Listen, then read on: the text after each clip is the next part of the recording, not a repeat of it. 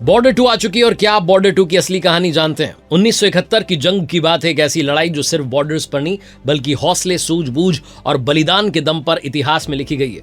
गोलियों की आवाज, टैंक्स की गड़गड़ाहट और आसमान में फाइटर प्लेन्स की दहाड़ के बीच भारतीय सेना ने जो कहानी लिखी, वही कहानी बॉर्डर 2 के जरिए फिर से जिंदा होती दिख रही है।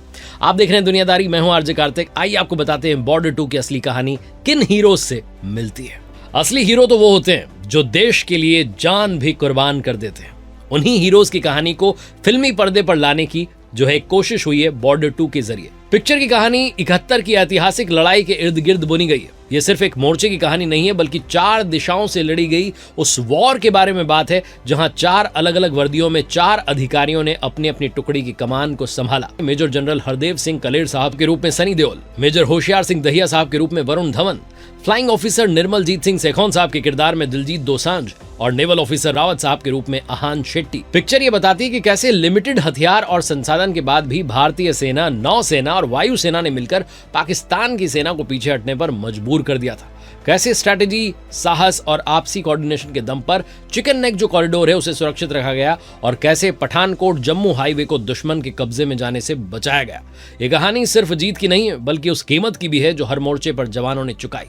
ट्रेलर की बात करूं तो एक बारीक लेकिन बहुत ही इंपॉर्टेंट चीज नजर आ रही थी, वो था वर्दियों पर लगा वो नाम, नेम प्लेट। यही नाम दर्शकों को इतिहास की गलियों में ले जाता है।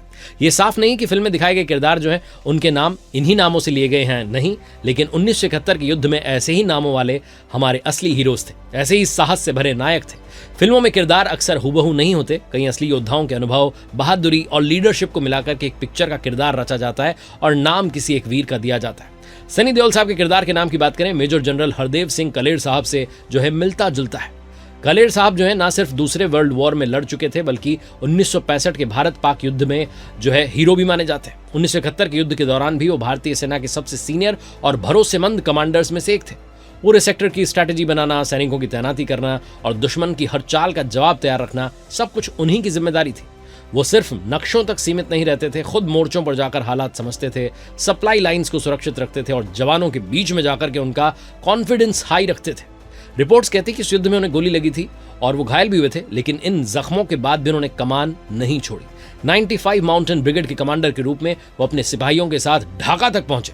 पाकिस्तान के पहले सीनियर युद्धबंदी ब्रिगेडियर कादिर ने उन्हीं के सामने सरेंडर किया था। उनकी इस असाधारण वीरता और नेतृत्व के लिए उन्हें महावीर चक्र से सम्मानित किया गया था। अब बात करते हैं वरुण धवन के किरदार की। उनकी नेम प्लेट पर लिखा है होशियार सिंह दहिया साहब का नाम।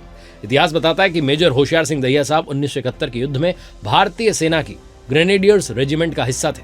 उनकी तैनाती वेस्टर्न मोर्चे के शकरगढ़ सेक्टर में थी, जहां दुश्मन ने मशीन गन से लैस मजबूत जो है बंकर बना रखे थे। यह लड़ाई बहुत ही नजदीक से लड़ी जा रही थी। दहिया साहब की कंपनी को दुश्मन की चौकी में घुसने का आदेश मिला। बिना रुके आगे बढ़ते हुए मशीन गन फायर की परवाह नहीं की और एक ट्रेंच तक पहुंच गए। इस दौरान वो घायल हुए, लेकिन उन्होंने मोर्चा नहीं छोड़ा। वो खुद एक मशीन गन पर डटे रहे और दुश्मन को भारी नुकसान पहुंचाया। इस हमले के बाद दुश्मन अपनी 85 लाशें छोड़कर पीछे हटने पर मजबूर हो गया था। इस अद्भुत साहस और नेतृत्व के लिए मेजर दहिया साहब को परमवीर चक्र से सम्मानित किया गया था। अब बात करते हैं दिलजीत दोसांझ की।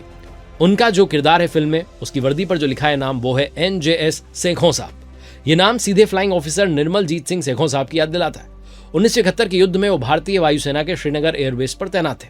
14 दिसंबर को पाकिस्तान ने ऑपरेशन चंगेज खान के तहत उस एयरबेस पर अचानक हवाई हमला कर दिया।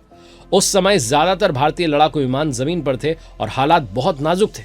ऐसे हालात में सेखों साहब अकेले पायलट थे जिन्होंने बिना एक पल गंवाए जो है उड़ान भरने का फैसला किया और आसमान में पहुंचते ही उनका सामना कई पाकिस्तानी फाइटर जेट से हुआ और दुश्मन के ज्यादा विमानों को मार गिराया। अंत में उनका विमान भी दुश्मन की फायरिंग का शिकार हुआ और वह शहीद हो गए, लेकिन उनकी इस कुर्बानी ने श्रीनगर एयरबेस को बचा लिया। उन्हें मरणोपरांत परमवीर चक्र से सम्मानित किया गया और वो आज तक इस सम्मान को पाने वाले एकमात्र भारतीय वायुसेना अधिकारी हैं। आहान शेट्टी के किरदार की बात करें तो उनका नाम है MS रावत। ये नाम नेवी ऑफिसर मेहरबान सिंह रावत साहब से काफी मिलता जुलता है। 1971 के युद्ध के दौरान वे भारतीय नौसेना के युवा अधिकारी थे और उन कैंपेन्स का हिस्सा बने जिसने पाकिस्तान को सबसे बड़ा झटका दिया, ऑपरेशन ट्राइडेंट और ऑपरेशन पाइथन।